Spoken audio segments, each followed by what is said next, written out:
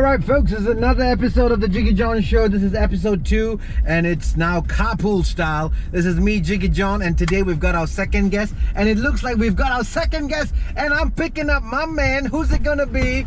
Ladies and gentlemen, it is Papi Zak! What's going on? What's up, Holmes? Hey, what up, Jiggy? It's been a while, bro. Oh yeah, I got some bungkus for you if you want. Good Lord Almighty. Typical Malaysian. The food will be left, right and center. Gone lah. Now cockroaches gonna come in my car. And for those who know me well, they'll know I'm OCD beyond belief. That's why. True story. Last week I had Prakash Daniel in my Beamer, and right after the bugger left, a little cockroach started running around lah. So right now he had crumbs of papadum or something. I'm not gonna blame it on him. I'm not gonna blame it on him. So now my car is actually at the garage, and I've literally informed my mechanic to sort out my pest issue. He's like, bro, I can fix the car, but pest issue how lah? So blame it on Prakash lah. So now you're here.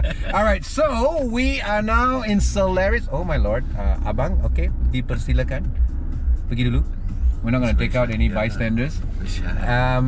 We're gonna hit the road and we're gonna have a chitty chatter. Oh man, so, we're not gonna karaoke anything, right? Well, if you can sing and all that, who knows what's gonna. So, how's it been, bro? I mean, I've not seen you in a long time, huh? No, we haven't caught up in a while, and that's why I was like so shocked. I have your old number. That's why I was like, why is Jiggy like messaging me from this random? Right. So, I mean, I'm doing the Chinaman thing lah. I've got matching numbers across the board for my business. So my last 4 digits are 4950. My landlines for my Singapore and Malaysia office, and all my mobile numbers for my entire team are 4950. Oh, dude, I gotta say, man, like we known each other like even when I got my start, right? Yes. And like I remember you from like the Cornetto Love Perhaps days. Wow, that was the earlier stages. When Jiggy was a bachelor. Kononia lah. I'm surprised you didn't jump on the show, you know. Oh no, they didn't call me. I wasn't jumbo enough. No. Yeah, actually, yeah. But that's when you kind of first came back, right? Yeah. And then seeing you expand your business now to Singapore, bro. Thanks, lah, bro. Come a long way, lah. The hustle, lah. You know, man. I mean, it's like us out here, Asians, Malaysians, whatever. You know, we can't sit down quietly, lah. And then now you got Tunem doing his thing at 94. So basically, me and you, any form of retirement or shot out the water by a 50-year long shot, lah. You know, cannot follow the American formula. It's like, by 60 I'll be retired. No can do. So, I mean, let's talk about you, man. Like where it all began. I mean, okay, so I know bits and bobs of you. I know a fact that because of, I think, was it Dad? You kind of traveled the world a bit, right? Yes. In your growing stages. Correct. Was he with Wisma Putra? Yes, he was. So he was the Malaysian ambassador. He started from the bottom. Okay. Which.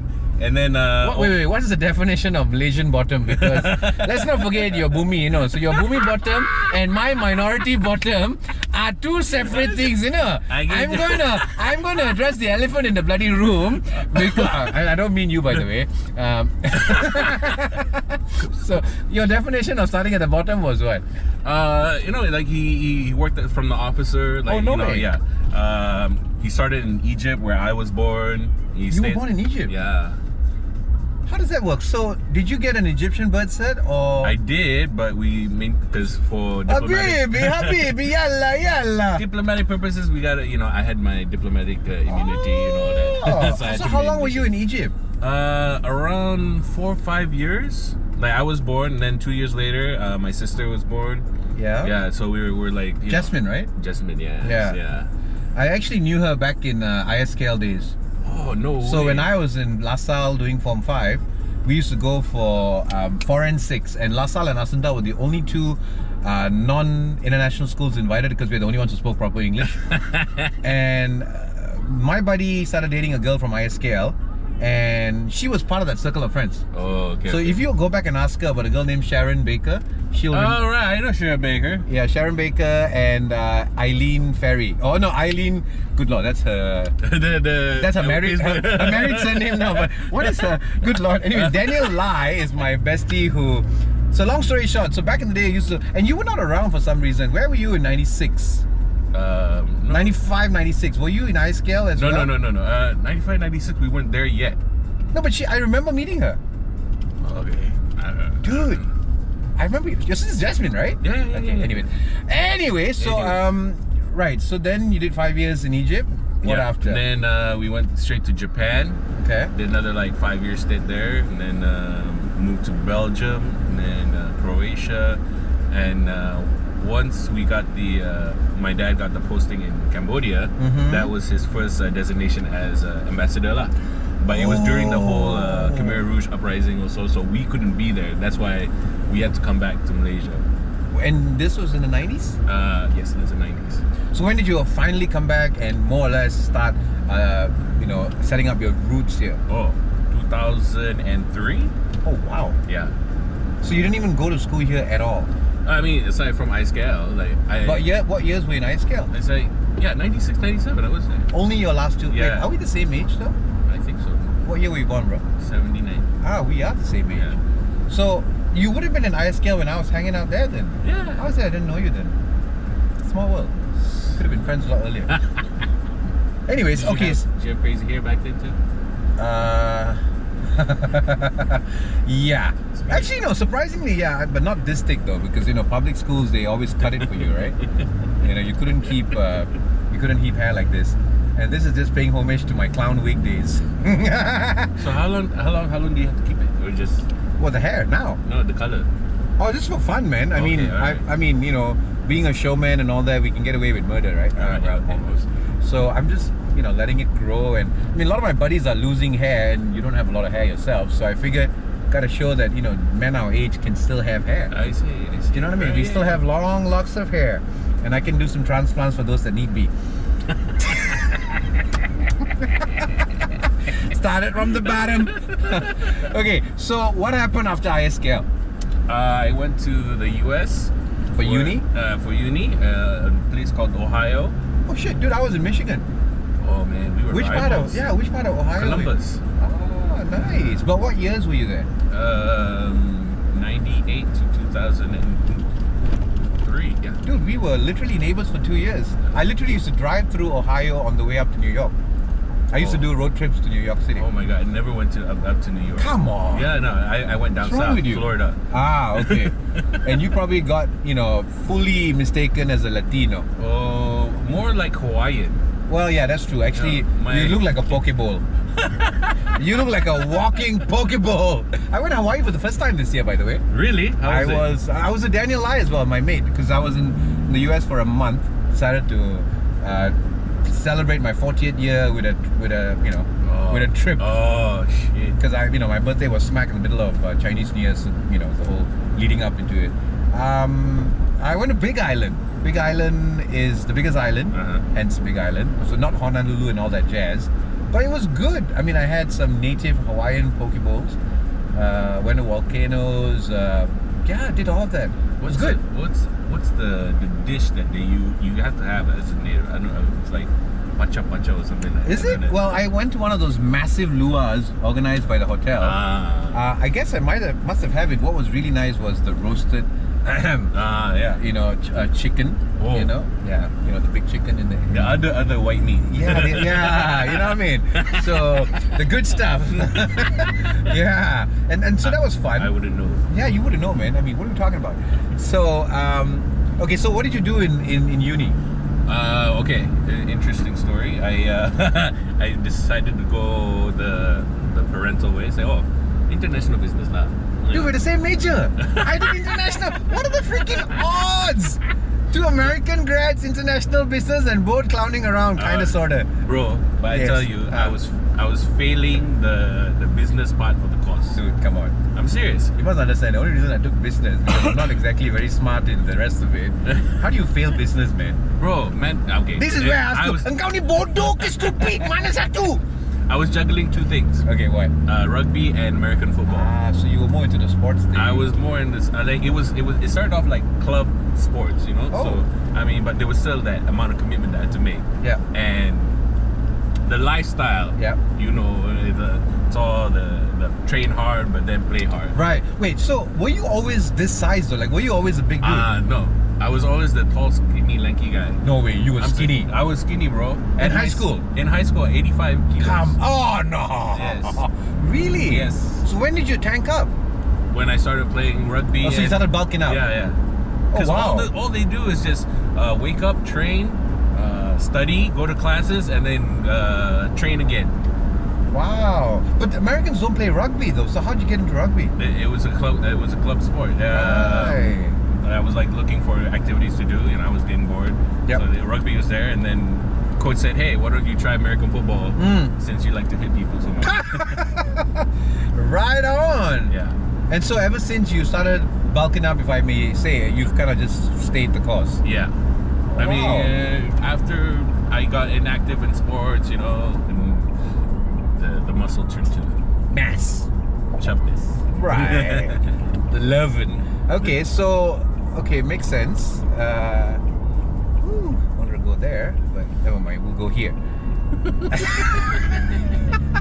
I actually wanted to take the Duke all the way down to ISKL just for old times' sake. Oh shit, man! That place is closed. What do you mean? They closed down the ISKL. You're joking. The old Ampang campus. What do you mean it's closed down? Yeah, they closed down. They moved to another. Where? It used to be a country club, but in Ampang Hile area, it's still an Ampang. Raintree. Ah, yes, Raintree. Wait, why would ISKL have moved or even closed? Bigger space, bro. Now it's all eco-friendly. Really? Yeah, bro. It's like When did the they- only international school with eco-friendly facilities. But when did that happen? Last year, I think. But that's a beautiful. The original campus is nice, man. And even the Malawati's campus. They have another one? Yeah, they had two. Oh, I didn't know that. Yeah. Now everything is just one big campus. So what's happened to the old property? They obviously own that land, I think. They're trying to sell it, but they the rumors are they're trying to sell it, but not to another school. Oh, wow. Because competition. Oh, wow. That's so Raintree is no longer Raintree Club then. Yeah. Well, you used to. Wait, so they must have done a massive rebuilding of Raintree to make it an international school then. Correct. Oh, wow. Okay, well, I'm glad we've taken this route then. We're on the way to Penang, it appears to be. I was going to take the Duke and end up at Ampang, bro. Okay, so coming back to... did you ever work in the States after graduation? I did work while I was in the, studying and stuff to pay for my after-school activities. Of course. That's what we all did. And believe it or not, I was a bouncer, so I had security for all the concert events. And this is in where was school again? Columbus, Ohio State University. Is that a town of Columbus? Yeah. I didn't know that. I've been to Cincinnati. I actually interviewed to sell mattresses. What? I know. So in my senior year, they used to bring job recruiters on campus for all seniors. Right. My school was strictly a school of business. It was a school of management. It was a business university. Which university? Northwood University in Midland. Okay. So it's a school of business, private school. They just whack business down your. And that's when I started Jiggee actually. In my junior year. But I was just clowning around doing, I was busking on street corners and it's just a side hustle. Never thought that I would make it a full-time career.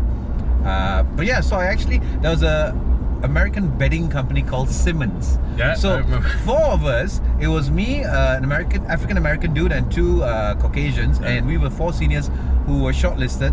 They took us from Midland, Michigan, down south somewhere just before Detroit to a small airfield, and we jumped on a little 6-seater. Like I literally was bent over double in this puny ass little plane, a Cessna or whatnot, and we flew to Cincinnati. And mind you, I packed my briefcase with my magic kit. At the job interview, I was like, I'm going to sell mattresses, I'm going to do some magic and all that. I didn't get the job, by the way, so that kind of tips you off. You could have been Jiggee, the mattress king. Or I don't know, dude. Like, I could have been Aladdin on my flying mattress. But where were you during 9/11? Do you remember where you were? I was at a friend's house. Okay. Passed out in his basement. He came down. He's like, dude, you gotta come see this. I'm like, what? And then, sure enough, I saw it on the TV, and then was like, oh shit, that's the end for us Muslims right there. He's like, are these your friends? Yeah, I remember that. So I was on the way down to an interview in Detroit and I lived 2 hours north of Detroit. Right. But the funny thing is, during the summer, for both summers of my uni days, I actually was a camp counselor on Lake Michigan at a 100-acre resort. Because of my clowning background, I signed up and I was a summer camp counselor, taking care of the children and the teenagers with a whole bunch of other so we had people from South Africa, from Poland, I can't remember where else, and a lot of Americans, and we were basically camp counselors, summer camp counselors. 2 summers in a row. Shush. So I was basically, and I did everything, man. I drove the train because it's a 100-acre property, picking up people from the train being a John Deere tractor, kind of yanked up to a trailer. At night I worked the sweet shop, and I got because of my Milo cow days, I got the name Mr. Flurry because I used to make the baddest flurries. Like, I would dump that Mackinac fudge in there. Like, people, once they got the hang of how I made it, they're like, only he's taking my order. So like in the morning we'll help with the children's program, then I'll drive the train for the afternoon beach run for those who wanted to sunbathe and all that jazz. And at night I was dishing out ice creams.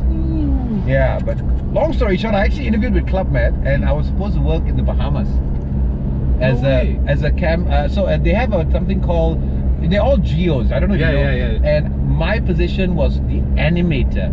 So my job, had I gotten it, was to, I actually did get it. I got the winter posting in the Bahamas resort, was to basically run around during the day, make balloon animals for my clowning thingy, you just roam around, and then at night you're the MC DJ at the club or whatever it is a day. Have you done that before? Bro, my first job when I got back from the States, where I had nothing to do but I needed to make money, was GO at Club Med Chatting. Doing that. You the animator. No, I wasn't an animator. I was watching over the kids club. Oh wow. So I had to watch over all these spoiled kids, like, I don't know. So you know what I'm talking about. Yes, I know. I had to dress up as the mascot for the dance sequences they do. See, I remember. So this was May of 2001. I drove all the way to New York City.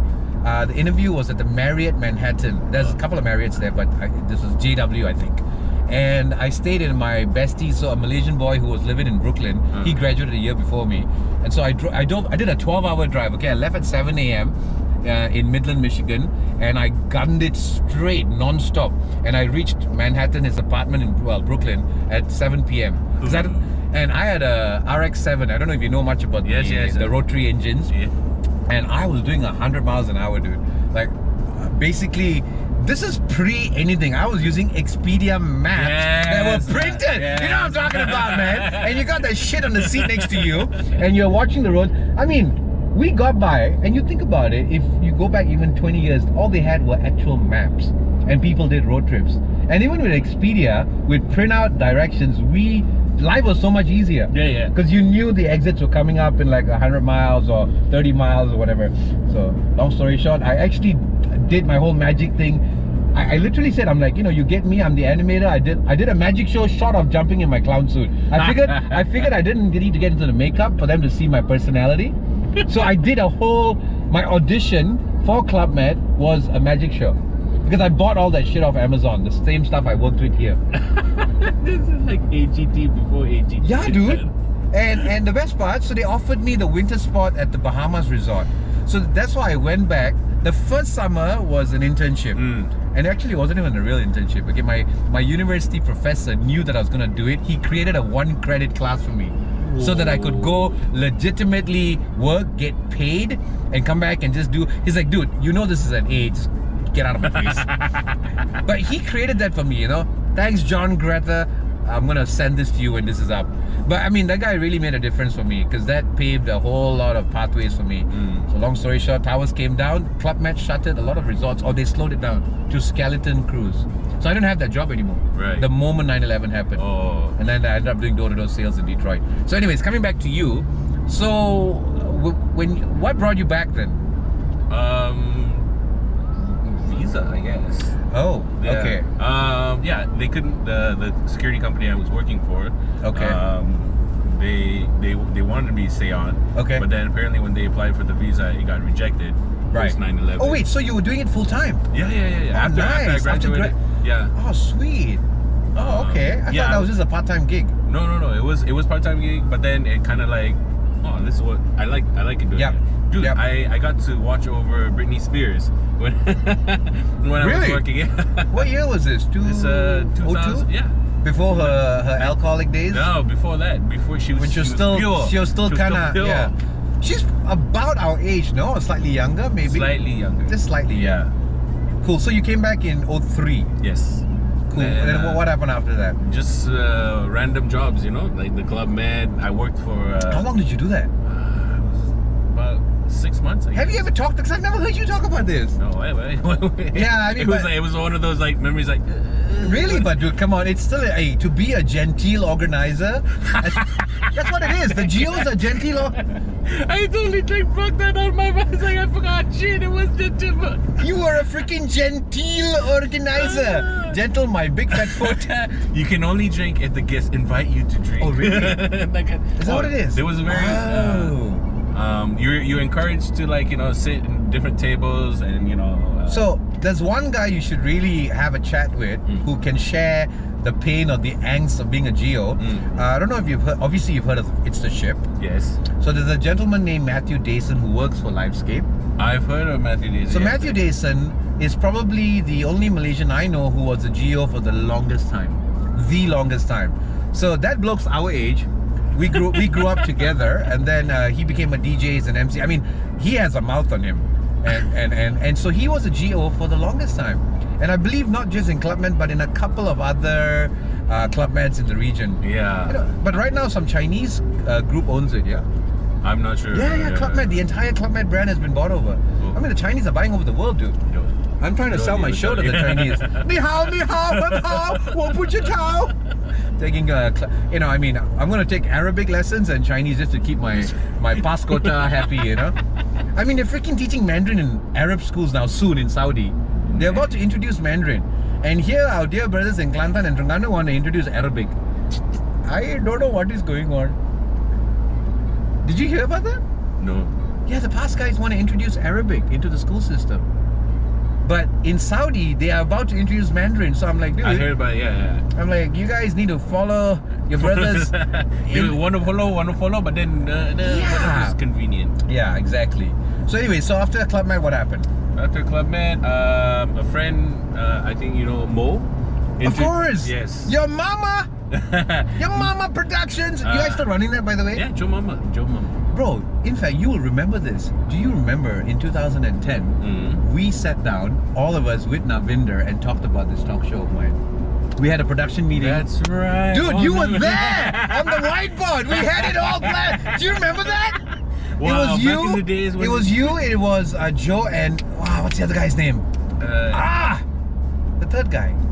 Effie! Oh my God! Do you remember that? Yeah. And look at this. 9 years later, I finally stepped up to do it myself. 9 years later, dude. Do you remember that? Not? My goodness. We wrote that stuff on the whiteboard at Purple House. At Purple House, that's right. In section 5. I actually sent my pilot to Navinda. I was like, dude, I'm doing something. He's like, oh, finally. Yeah, that's right, man. Your Mama Productions. Wow. Yeah. Okay, so you came back, Joe, and then what happened? Mo introduced me to Hans Isaac. Oh, sorry, not Joe. Yeah. Joe. Okay. Oh, okay. And that's how I got my career started in production. That's okay. So, oh wow. Yeah. So you really started at ground zero in production because you didn't know much about it. No. And then that's when Hans produced a lot of Harith Iskandar's comedy show. Oh, really? So I was working backstage with Harith, and I said, wow, they do have stand up here in Malaysia. Okay. I didn't know, and I guess it was one of those days I just worked up the courage to say, look, Harith, there's no experience, no background. I want to open for you. Dude, you just stepped up like that. I wanted to, but what came out was I wanted to stand up. But what made you think that you had the knack for it? Like, were people already telling you, dude, you're funny, or like you make us laugh, or did you see yourself actually being the funny man in a group? I was on a Eddie Murphy vibe. Raw. Raw, delirious, and I was like, damn, I should have taken advantage of that when I was in the States. Yeah. I didn't. Yeah. Then I find out there's stand up here in Malaysia. Yeah. Like maybe I can do this. Yeah. And that's Harith, instead of asking Harith to like open for him, I said, can I do stand up too? And then he's like, there's an open mic night organized by these boys at Actors Studio. Oh, Actors Studio. Yeah. In Bangsa Shopping Center. Bangsa Shopping Center. Whoa, they had open mics back then? Comeback Kings did. No kidding. It was an event called Free Flow. And it was whatever, skits, stand-up comedy. So Ronnie, Chee and those boys. Exactly. The Comeback Kings. Yes, They were good, by the way. Oh my goodness. I love missed them. Come back lah. Yeah lah, exactly, Ronnie. Get your ass back in. So Chee is doing his own thing now, but that's awesome. Yeah, but look how we dive. Everyone's progress. Yes, So that was the first day I met Kevin J and Andrew Neto. Right. Do you remember that event that I hosted for the whole 8 weeks at Bond Martini Bar? And I literally watched all you boys. I would say that was the launch pad of all your comedy. Well, you'd already been doing it for a while, but for those boys, that was the launching pad of their careers. Yeah.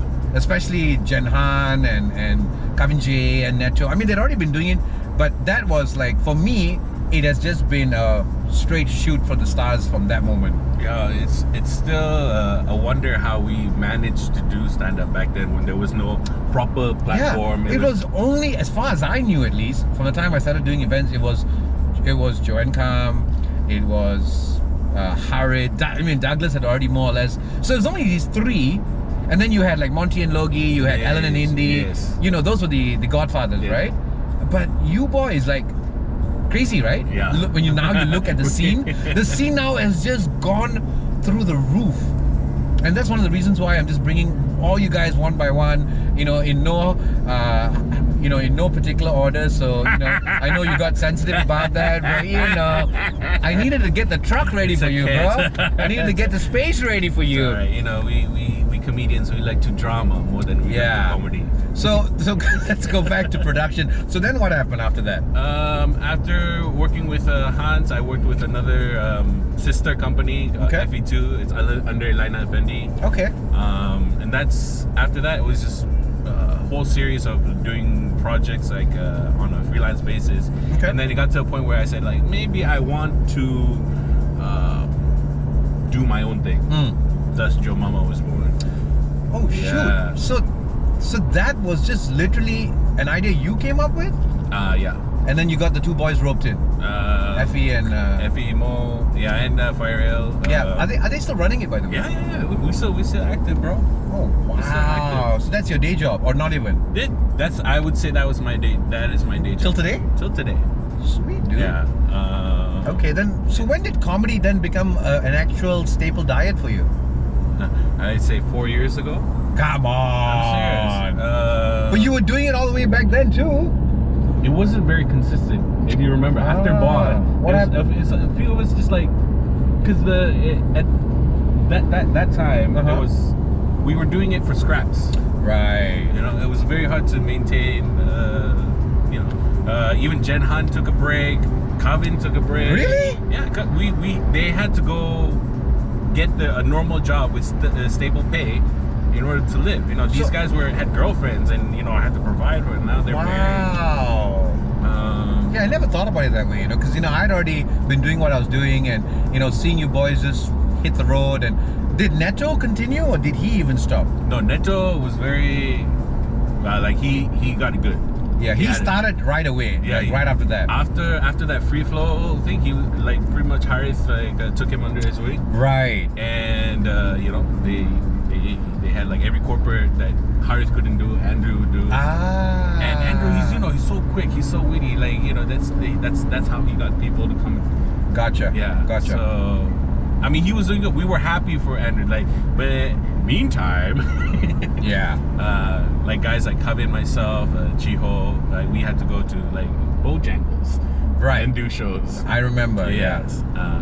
Okay. So then it was a struggle trying to keep sane, trying to focus on comedy, and yet trying to live. Of course. Yeah. Pay the bills. Pay bills, exactly. So in between your mama, I know you got on radio. Yes. When was that? That was when I was when I took a break from comedy, so to speak. stable pay, breakfast show. I couldn't resist. Light and easy, right? Light and easy. Did they come to you, or how did that happen?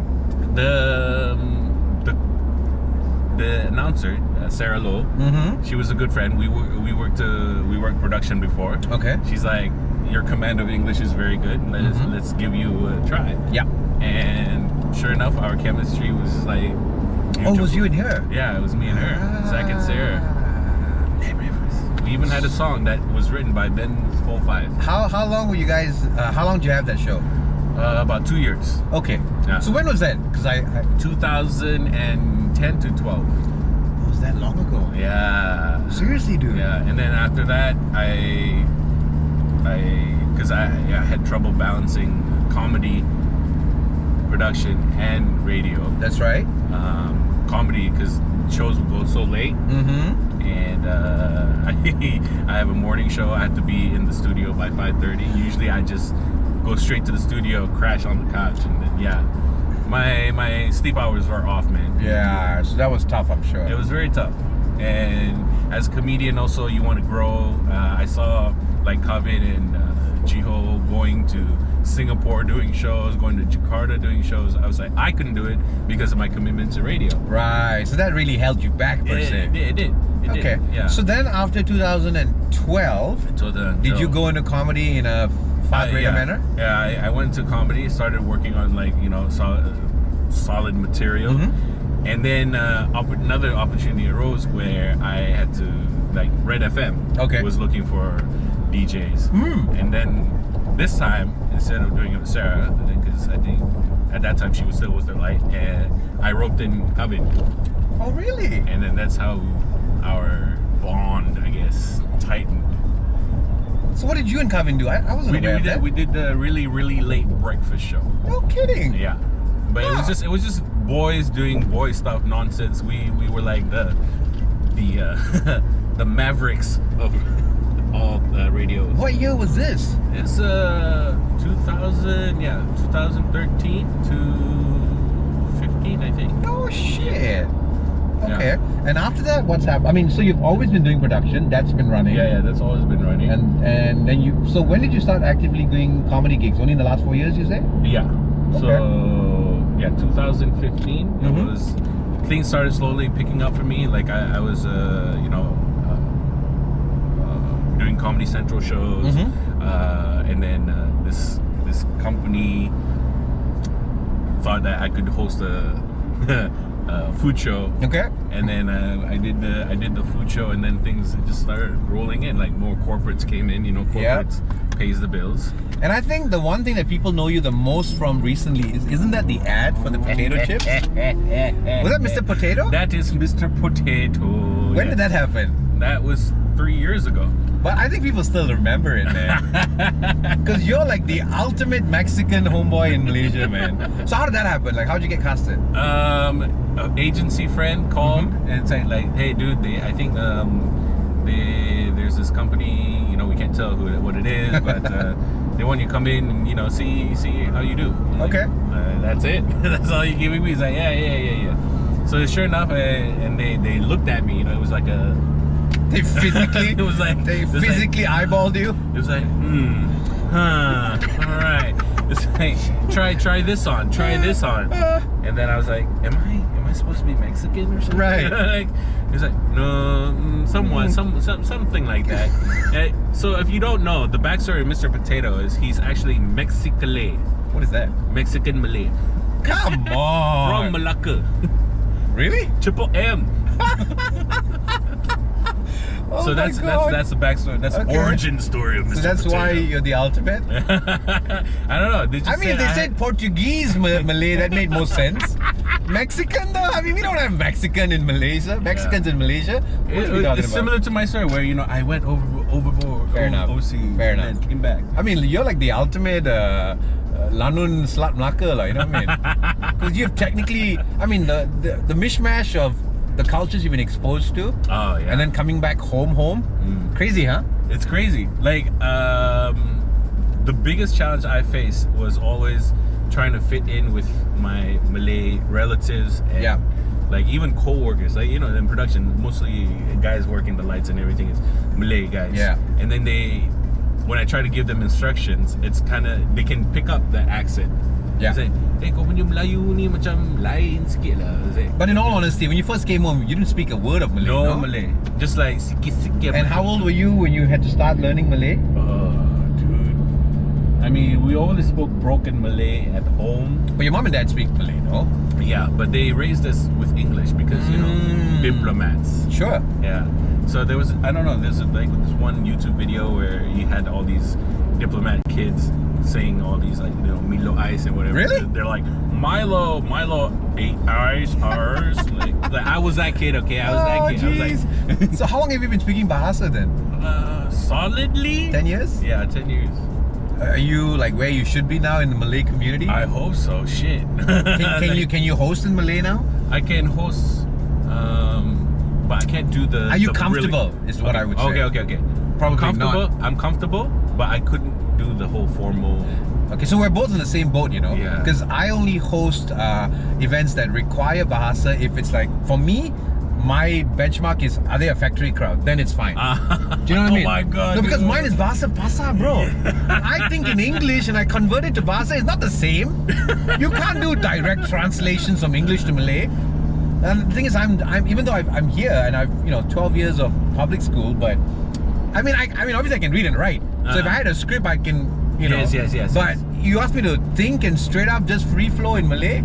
Oh yeah, I'll get a selipa thrown. I'll get a selipa thrown at me, you know.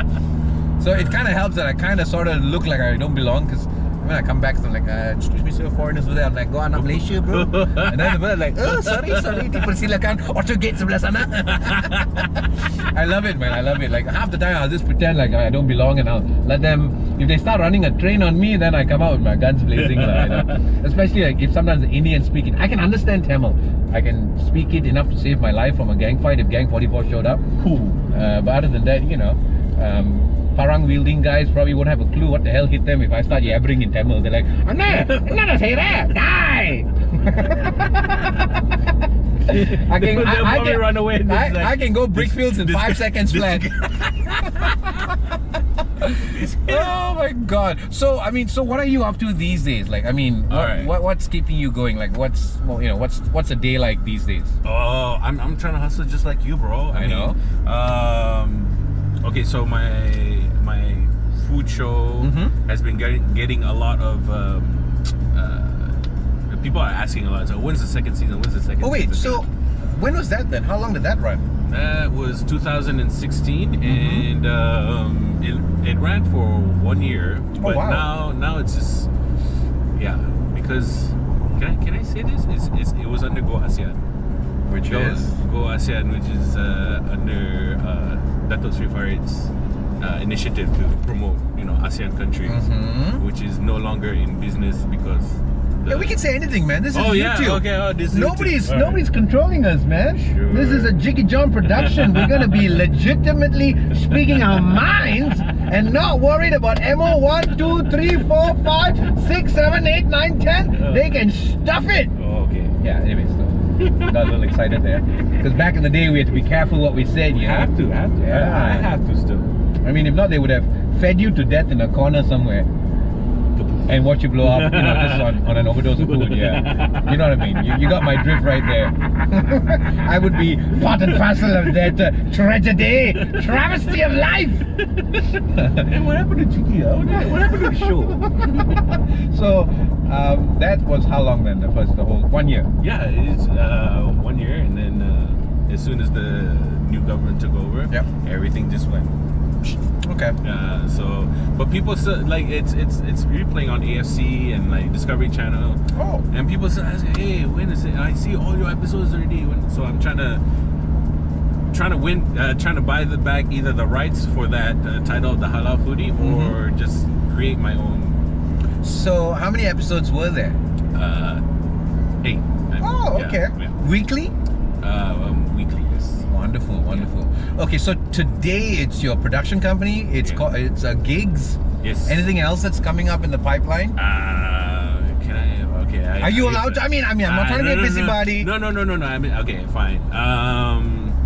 February 14th, Next year. Next year. Valentine's. Valentine's. Getting married. Papi Luv. Whoa! What's that all about?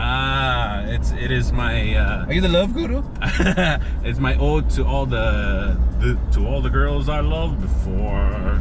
It's Wow. it would be my 1 hour comedy special, and I'm trying to make it big. Where are you gonna do it? So it remains to be seen. Awesome, bro. Well, let me know if you need any kind of help from my angle, like what I do, because you know I'm so grateful I caught Jason's very last show. Right.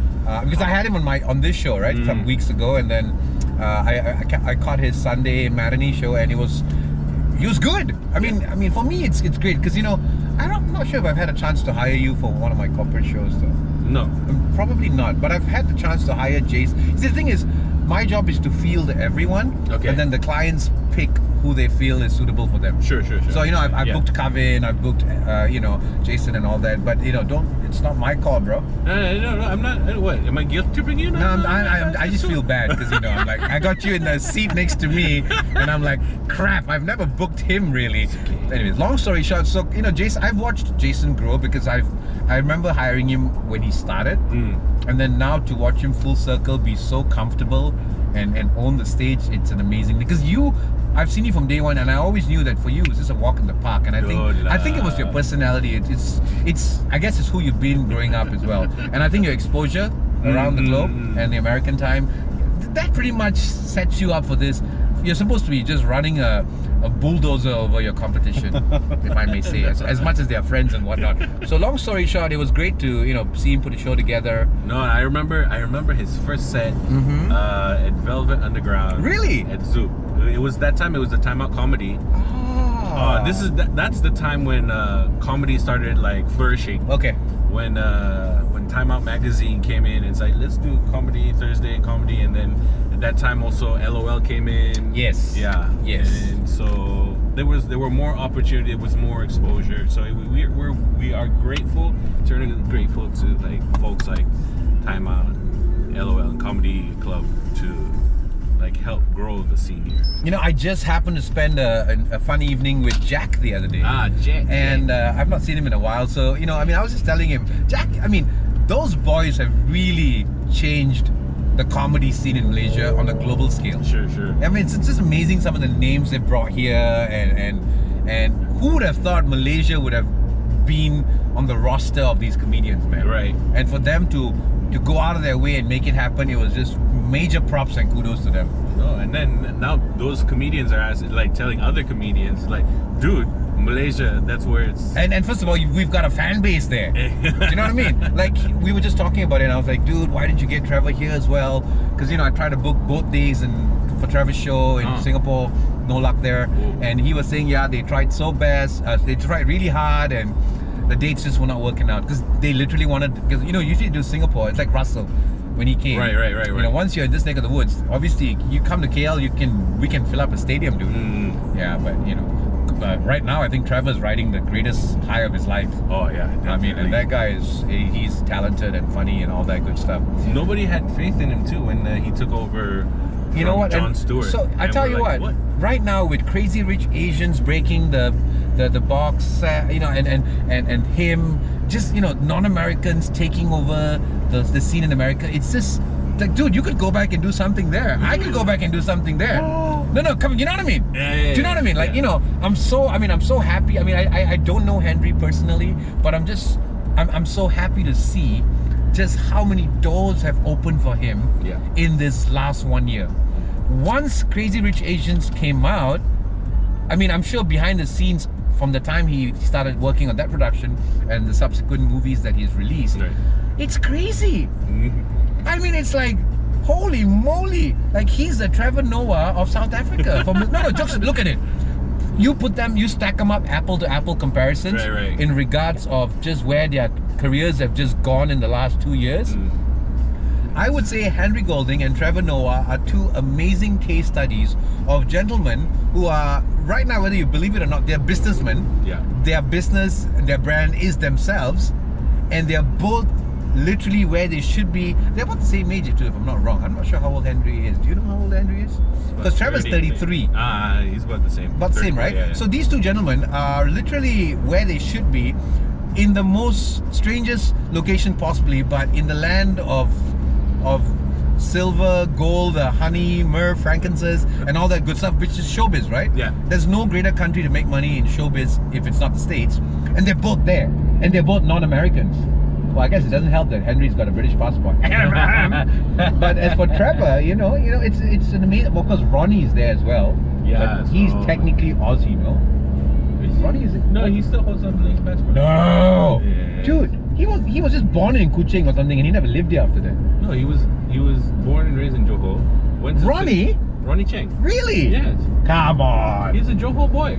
He's got a Malaysian passport. Are you sure about that? Yes. And then he went to Singapore to study. I thought it was Australia. And then he went to Australia. But you're joking. Yeah. He's still got a Malaysian passport? Wow, I didn't know. Are you very, very sure about that? Yes. Wow. Well, then that is even more mad props, because that guy's funny as hell. He's doing the circuit so well. You know what I mean? And he's still very young. Very young. Yeah. But age is, for me, I think age is still just a number. No. Especially in showbiz and comedy and entertainment. You never know, But you don't feel like, for me, because I started comedy a bit later. 28, 29. Yeah, okay. Yeah. Okay. And you hear all these other comedians, it's like, oh yeah, when I was like Chappelle, 15 years old. 15 years old, he started comedy. Really? Yes. Wow. Okay. Even Eddie Murphy. Right? Okay. Yeah. So young, and look, it's like they had all that time to grow and be where they are now. Mm-hmm. I feel like if I started earlier, like when I was in college, I would have been at a different place right But now. you know what, bro? And this is where me and you, I can say the same, and I'm gonna say it anyways. Okay. We're both 40. We've both. I mean, okay, technically, I started at 18 being a clown, and I never really walked away from it, even through school and all that. So it literally marks 22 years of technically being in showbiz. So in that sense, I've been on the mic, on the stage a little bit longer than you, but in reality, like a fine wine, we've both gotten better over the years. The experience has made us both wiser, more well-rounded, and just better entertainers. Right. So I believe, and this is something I hold on to, I believe the best is yet to come. I don't look back on the fact that, oh man, we started late, or like we're here, we're not there. Like, in all honesty, and I think you can relate best to this, is I didn't want to come back from the States. 9/11 changed the course of my life. Yes. Because I didn't have a family business to come back to, Right. unlike a lot of my Malaysian classmates who basically were, tycoons' children, sent there to just learn a little bit and come back and continue the family, whatever. Yeah. So for me, it was just go big, go home, and we'll see where it goes from there, right? So what I've actually done is come back and do this and all that. I'm living my American dream here. And I know you can understand the definition of that. Right. Because you were exposed to that from a very early age. You went to international schools where it was more or less in a very Americanized mindset. Yeah. Correct me if I'm wrong. I believe in all the different schools that you went to over the course of your lifetime. And then coming back to ISKL and then going back to uni, you would be one person who can relate the most to the next American out there. Yeah. But in reality, we're both living our American dream here. And I feel if you hold true to that, then I personally believe the best is yet to come. I mean, because age is truly no barrier. I use this as a yardstick because I stand corrected, but I believe I'm right on this. Samuel L. Jackson got his break at 43. Do you know that? Go research that. I'm his first big break came at 43. And that is Samuel L. Jackson, Godfather. So, He was in Godfather? what I'm trying to say, he's the goddamn Godfather today. Okay. Do you know what I mean? He's an A-lister right now. Right. Man's almost 70, if I'm not wrong, okay? So what is our excuse, or what's to hold us back to say that,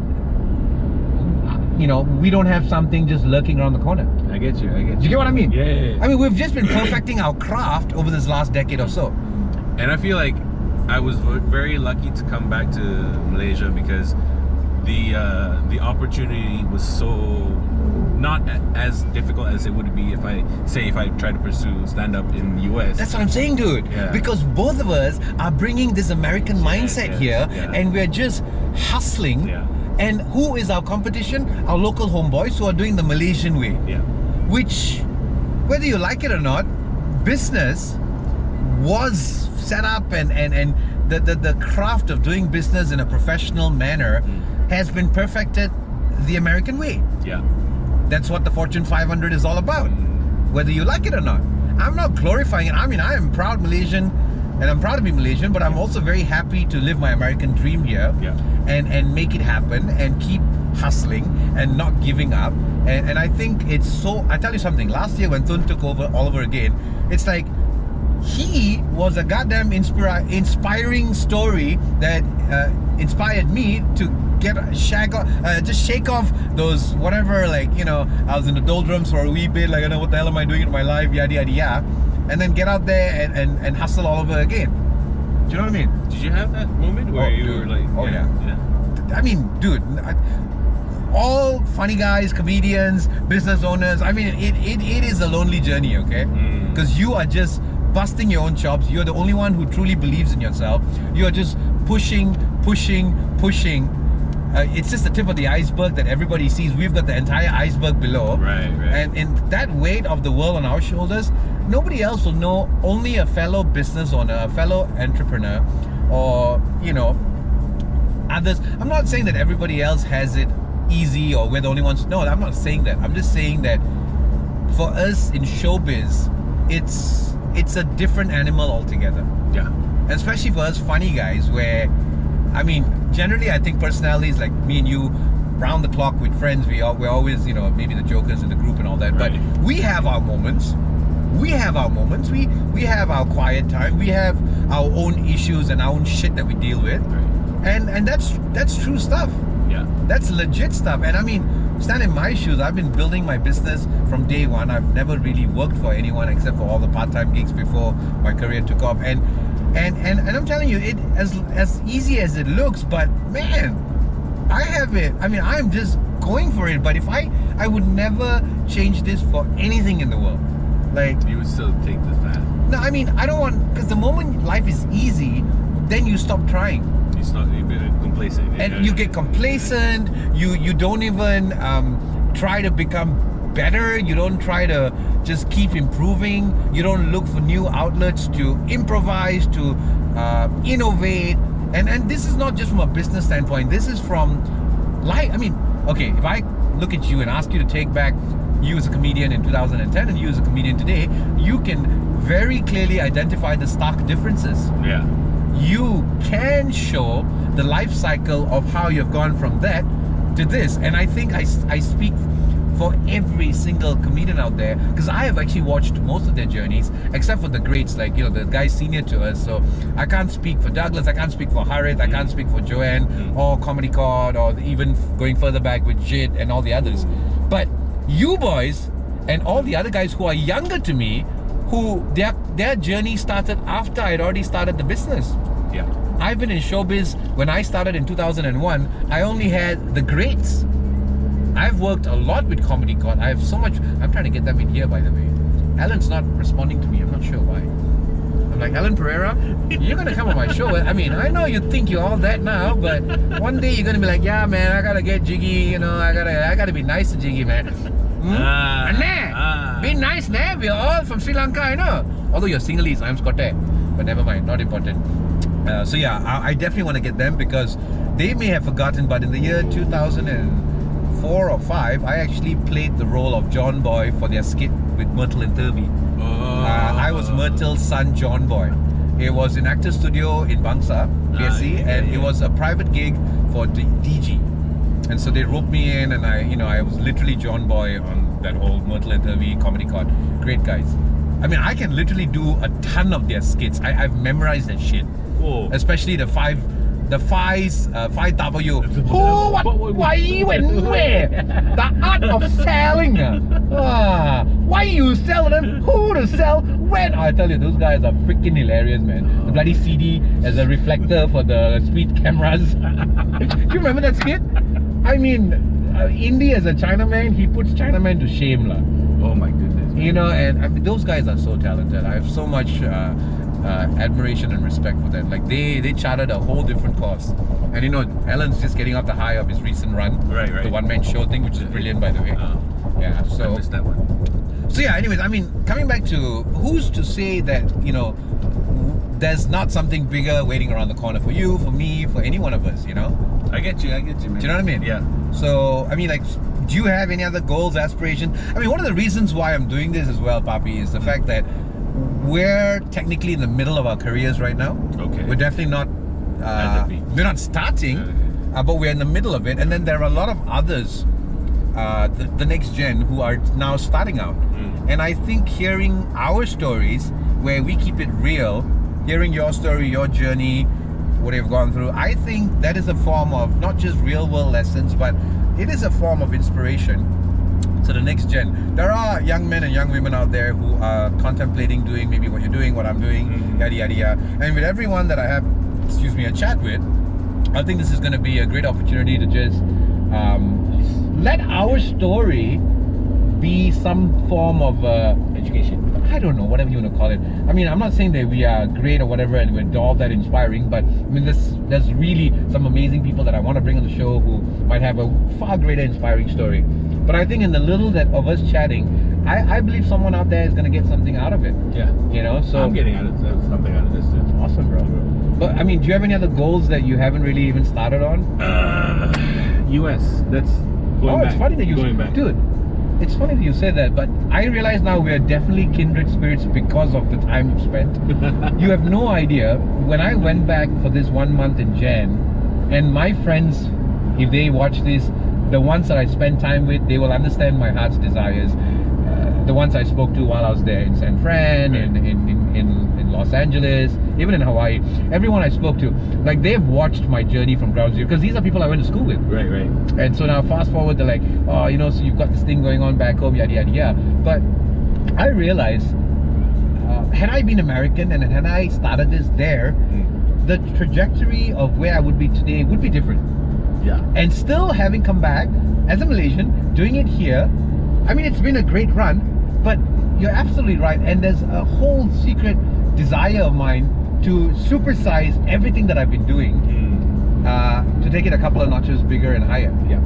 And we both, I think, agree and understand that there's only, I mean, in showbiz, America is the great white shark or blue shark or whatever, the big blue whale or whatever. You know what I mean? Yeah. So what's your plans, like, you know, for the States per se? For me, because my knowledge of stand-up, my love of stand-up came from the US. So I wanna see how I measure up. I want to see how I measure up with the greats and all that. Like I want to do like I guess a nation, the statewide tour. Ooh. And then you know, incorporate it. Like, you know, I'm thinking a documentary. My journey. Yes.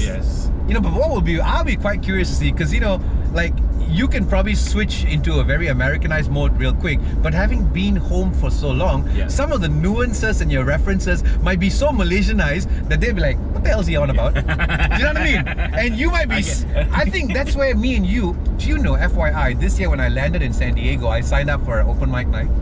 Oh yeah? And they put me on the roster. And then I go there, and there's like 5 people. I'm like, I'm not gonna waste my time. Seriously, some Mad Hatters Club or whatever jazz in San Diego. That's how they start, bro. Like, I know, but my material, I was like, I'll be talking to myself lah. I'm like, no can do. And mind you, I wrote my entire material on the flight over.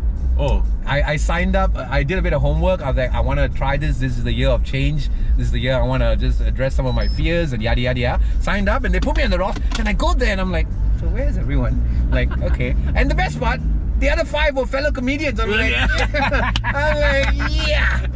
yeah. So, you know, but yeah. So what's your plan? Like, you want to get back and do a bit of a run there? Yeah, I want to do a run there. I want to do the whole like caravan, like, because I know that the the day trip. What's it? Day trip? What not day trip. Come on. When they go on the Day cruise? no, when they go on like from West Coast to East Coast. Who does that? Who are you referring to? Which one? In a caravan. Like just road tripping. Road tripping. Jeez Louise. You're an idiot. Hey, macha, Justin. Freaking ampang or Solaris, where the hell you are? Stuff your face lah. Road trip, it seems. Do you know I almost got thrown in jail this year in the US? So my fine. So every city or everywhere I stopped, I rented a car. Yeah. You know, like I said, turning 40, I want to live life a little bit. I worked so hard, I wanted to, and so I had the Mustang, had the whatever. So the last one, I wanted to go big, right? My final leg, which was I did the whole Pacific Coast Drive. Okay. Pacific Coast Highway. Yeah. So from LA all the way up to San Fran. I rented a Range Rover Volare supercharged V6 3-liter. So I was tearing down the freeway. On the way back, I mean, I was looking out for the bobbies, and out of nowhere, suddenly just a fully white SUV, just sirens blaring. I'm like, what? So the guy hauls me over, comes over the other side, and this is the day before I fly home. I had actually taken the wrong route. I had gotten off the Pacific Coast one, and I was almost entering LA already. All right. And the guy hauls me over. He's like, I was doing something like 120. On a 75, Okay. which by their standards. So the guy's like, then I give him my license, and I mean, for an American cop, he's like, I don't know where you're from. You might have autobahns back home. Like, oh shit, he knows autobahns. He's like, but here, I was like, sorry, officer. I'm like, then I was like, you know what? I've got a flight to catch. I'm on the way back. I was literally staying at the airport hotel, by the way. I got a flight to catch, and I went off tangent. I lost my way a little bit, so I'm a little disoriented. I gave him that whole spiel, and he actually let me off, dude. By right, with that kind of speeds, I could have been thrown in jail and a whole lot of other stuff. I thought you put up some sort of like, why'd you give me a ticket? Because I'm colored. No, well, that's the thing. I went up all full blown. I was very truthful, and I think I was so But what blew me was the freaking autobahn. Like, whoa, American cop knows enough about German. I mean, the world outside America. That's right. How would you know the I can swear 8 out of 10 Americans have never heard of the autobahn. So I watched Need for Speed. I know what I'm talking about. And for him to say that, I was like, okay, sorry, officer. I'm like, but so that was a great experience. But no, dude, the caravan thing. So what do you want to do? You want to get a caravan, drive down Route 66, and then what? Do a show in like all these states. Let's do that, man. Let's do that. Oh. Let's go. Jiggee Jon, the Jiggee Jon and Papi, the Jiggee and Papi show. That'll be something else, huh? Yeah, and it's just kind of like I think it's about time I paid a visit back to Ohio, because I haven't been back to Ohio since. Oh, really? I left, yeah. But have you gone back to the States at all? I went to the States last year to New York for the first time. Okay. Yeah. What was that trip for? Gavin and Douglas had a run with with Terry and the Cuz? Yeah, Terry and You Cuz. went for that? I went for that. I didn't know. I didn't see anything. Yeah. Sweet. But weren't they just there a couple of weeks ago? This I went last year, not this You year. mean that's been 2? Yeah. They were asked to call back. Last year the run was just only for like 2 weeks, I believe. This year they actually got a whole month. For the same show? Same show. Oh wow. Yeah. Aren't they doing it here? Because I've not seen that show. They did it here. Where? They did it at Bobo, they did it at the B. Oh wow. Oh, yeah, it was very last minute. How did I miss that? Oh. Yeah, so Terry and me went to school together. We were both La Sallians. Fucking small world. He was there when I started my clown career, bro. Oh, you. He was the one who was already working for my clown boss before me. But Terry has never been a clown. He's just always been, the guy carrying the clown shit. Yeah, because we're all Section 5 boys, right? And my clown boss used to live in Section 5. Actually, he still does, actually. Oh. He's now neighbors to Terry, that's just like literally 5 houses away. So me and Terry go way back. We've known each other our whole lives, kind of. Yeah. Oh wow, I'm so happy with what's going on with him there, Govin and all that. It's amazing, so the creative industry, just in fact, me and Terry were all part of the whole forensics thing. He used to do solo, I think. I was doing duet acting and improv. No, I think he did improv. I can't remember. So we were all at ISKL back in the day. Yeah, we were the only La Salle and Assunta represents. The only school that spoke proper English. Oh, Fairview International. So we're almost back. Where am I dropping you off, by the way, bro? At home.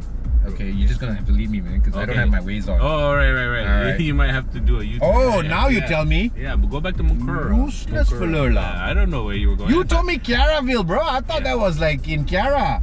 Mont Chiara. Okay, Mont Chiara. Righto. How's my... I don't drive It's just a school bus. Nobody cares. Yeah, but awesome, man. I'm really glad that, you know, at least you got this chance to jump in with me and chitter chatter. I mean, do you have anything to say, like, you know, as we kind of wind things up? Like, I mean, just speak your mind, man. Bare your soul. Okay. Stop being so spoiled, kids. Okay. Not everything can be handed to you. You see, hard work. That's what we do. All right. Yep. And peace in the Middle East. Well, folks, it's been an absolute pleasure. Jiggee, thanks for having me, man. This is my man Papi Zak. Jiggee should catch up more often. We really should. In fact, now some of the things that you've mentioned has already got me thinking. Yeah, my mind is just racing while we're driving down the streets. And folks, so this is the Jiggee Jon show. This is episode 2 of the Carpool Talk Show. My man Papi Zak.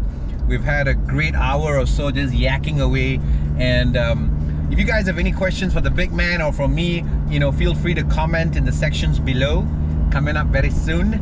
But this is the Jiggee Jon show. Like us, follow us, the whole 9 yards. YouTube, Facebook, and all that good stuff. We want to blow it up. We want to show the world that Malaysians, we've got what it takes, baby. That's right. Can please follow me and help me beat Jason Leong? You don't worry. I will be putting your handle in there, yeah. No, I gotta beat Jason Leong's followers. Okay, well, I'm going to put your handle in there. Don't worry, man. I will be putting your handle in there.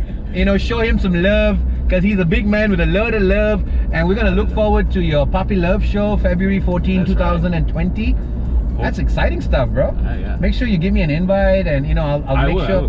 I'll probably have to bring you on a show again just to show us what's coming up. You know what I mean? Just a little bit of a bit of a preview to some love from the Love Guru, Malaysia's very own Dr. Love. Are you seeing anybody? Yeah, we'll talk about it later. Oh, yeah. Okay, bye. Gots to go. You kepo Chee. You just had to lah. I'm not like Anja. Some questions should be left to me. Alright, so folks, it's been an awesome second show, and look forward to seeing great things come out of all the things that you have going, Papi. And honestly, we're gonna definitely take this offline. Let's talk. Yes. Because I like some of the ideas that you've, or some of the things that you have, your dreams, your visions, your aspirations. I think we need to put it together. When great minds come together, you know, fireworks. I mean, we spoke about this in 2010, and lo and behold, we're doing this. Shit, you opened up like a whole bag of memory. But bro, I mean, come on, man. From Club Med days, like, you know what I mean? That's what it's all about, you know. Because I want to make sure that we are, you know, we cannot forget the journey. No, definitely. We cannot forget where we started. I can't forget the day I entered showbiz in a pink gorilla suit. My first clown gig. Terry hooked me up with my clown boss, and you know, my first gig in 97 of Jan was at some rich man's party in Ampang, and I jumped into a pink gorilla suit for 30 bucks for 1 hour, 30 ringgit. And that was my first foray into the children's entertainment business. For 3 months, I used to carry my clown boss's bags, and then in March of 97, he's like, you're going to become a clown? And I'm like, it's not going to happen. He's like, I'm going to pay you 50 bucks. I'm like, oh, goddamn. 1 hour, 50 ringgit in 97, I felt like a billionaire, okay? Oh, I tell you. And I became a clown. And the next day was my second gig of my life, which was for my clown boss's younger brother's son's birthdays. And I'm going to get them on the show, by the way. Have you heard of the Neil and Nigel, these twin boys? Who they are now in the family business. They do rent-a-pots, you know, yada yada. Great guys. They're gonna get on the show very soon. Boys, I've already told you about this, so you're coming on. So I did their 4th birthday party, and their father gave me a tip of 100 ringgit. So I made 150 bucks in 1 hour. I was in. I saw the Benjamins, and Jiggee the clown was born. And look at the journey since. So you know, everything's possible, brother. Yeah. Everything's possible. There's no way that we can say no. Do you know what I mean? So, absolute pleasure. I have to pretty much dump you by the roadside. because unlike you, well, actually, like you, I have a day job. Oh, yeah. I have a real business. Oh shit. Oh. Homeboy, we're back in Kiara. It's a bus stop. You can grab. Thanks so much, man. Hey, thank you. My man. There, man. Alright, thank you very much, brother. I was gonna say this is very I don't know. Dodgy? I feel cheap. I'm jumping in by the roadside. Boo! Buka pintu. Pizza! Pizza! Yeah!